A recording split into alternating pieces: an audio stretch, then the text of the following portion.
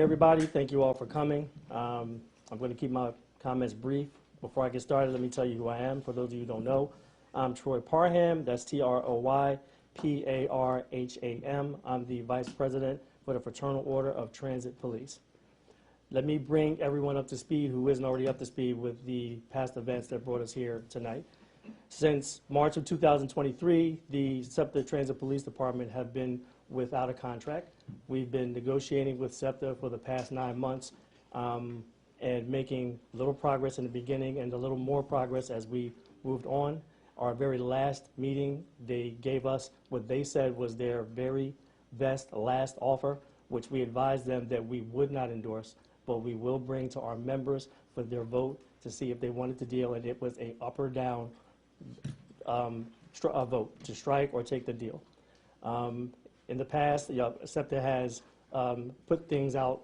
They have told us that the reason why, so we're in contention for the term of the deal. If anyone doesn't know, SEPTA's pattern bargaining, they pattern bargain, and this is what that pattern is.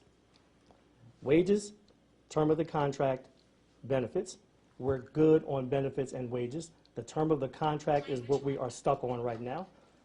The general manager put out several weeks ago to the media, to politicians, to all of the employees of SEPTA, that there is a 3-year deal on the table, which we rejected.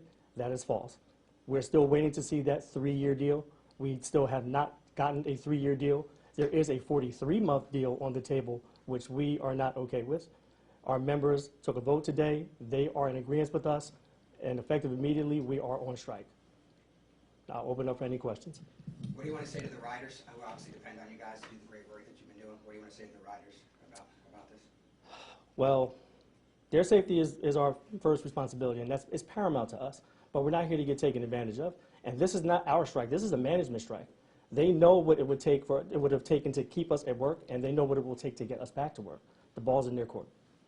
Describe to me what happened. You said the strike goes into effect immediately, so your workers were instructed to do what? To report to their headquarters immediately and turn in their equipment and report down here. What time did that happen at exactly around? Around 6:30, between 6:30 and 7 o'clock. What's next? What do you ultimately want to see? We want a fair deal. In the past, we've negotiated, we've always felt like their pattern didn't treat us as police officers. We've always said, no, we're cops. We don't want to be treated like SEPTA employees. We want more. We're not even doing that right now. We just want we want the pattern that you tell everybody that you bargain under. They won't even give us that. Do you have a count for the vote tabulation? It was 2/3 of the department voted to strike. Do you know how many people voted? So there was 124 officers that voted. 83 of them said to strike. When do you get back together with SEPTA now? You've been in this conference room. You've been going across the street to talk to them. You're here. They're there. Do you start talking as soon as tonight, or what do you do? We haven't heard anything, but we'll start talking whenever they're ready. So, sorry, let me triple check. So the sticking point is the term of the contract. You would accept a 3-year deal. Correct. If they give us a deal that encompasses 36 months, we can sign it now. We still have not seen that deal, and they've put that out. You guys have heard that there's a 3-year deal on the table, 13% increases. We still haven't seen that deal. We can count 36, 43. Maybe they can't, we can. What's the sentiment right now among your work, everybody in your union? I think that's clear. For the past few weeks, as you remember, there was a strike deadline for November the 20th. We bypassed that because we believed that it would have been unfair to the riders if we went then. We were willing to continue negotiating. They've forced us to where we are right now, so this is not on us, this is on them. Let's say something about binding arbitration. We've asked them, I've been here 24 years, and our unions have repeatedly asked them to give us binding arbitration and allow the arbitrator to decide what's a fair deal for police officers. They're not interested in doing that. They'd rather have us here. Give us binding arbitration. It takes away our ability to strike, and it lets a neutral party decide what's a fair deal for us. They're not interested in that. They can tell you why. I have no idea. Do you think their contingency plan of these other officers stepping in, do you think that that's going to be enough to keep riders safe and cover what you guys cover? So every police department is short cops.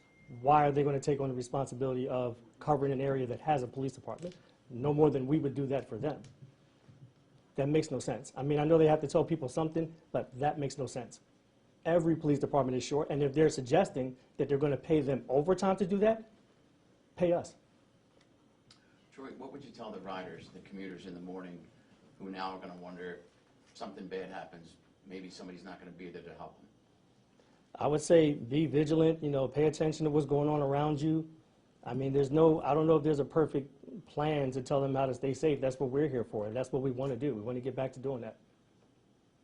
Do you think, they're using a lot of other police agencies, transit police is something unique. You guys know the underground, where most cops are working above ground. Do you think the other cops that are gonna be in this contingency plan have the smarts to replace you?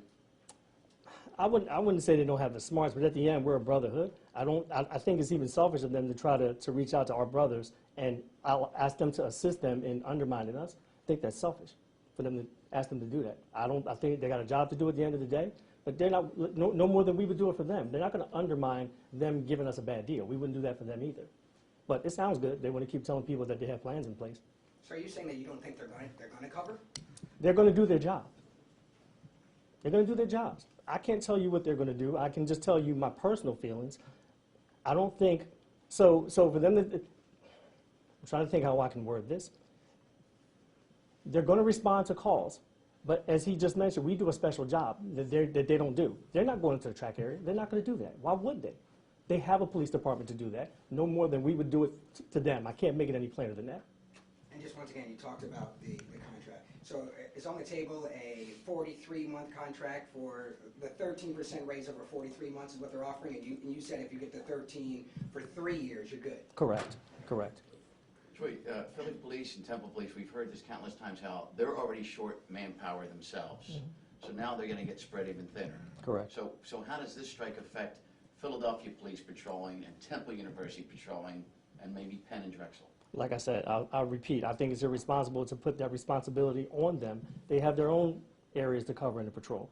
So I don't know how it's gonna turn out.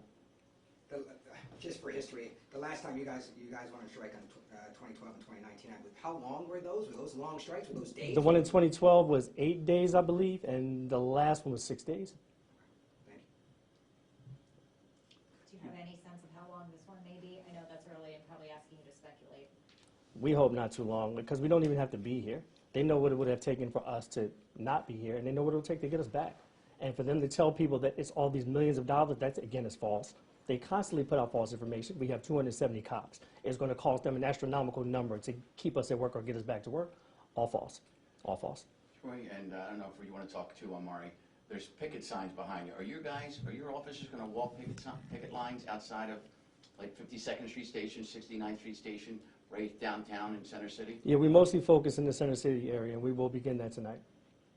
Oh, tonight? Yes, sir. You'll be on the line tonight? We'll be on the line tonight. Where do you plan to be tonight? Probably just right outside 1234 Market Street, and then we'll get together and decide where we'll be tomorrow.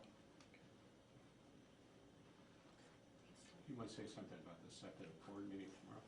So there is a board meeting that SEPTA they're having a board meeting tomorrow. We do intend to get something out to the press, a letter that lets everybody know where we are now, why we're here, what we're looking for. It kind of gives you a summary on what's going on right now. And they'll be picketing outside. We will be picketing outside that meeting. Well, unless anybody has any other questions, I think we're probably good. Thank you. All for coming.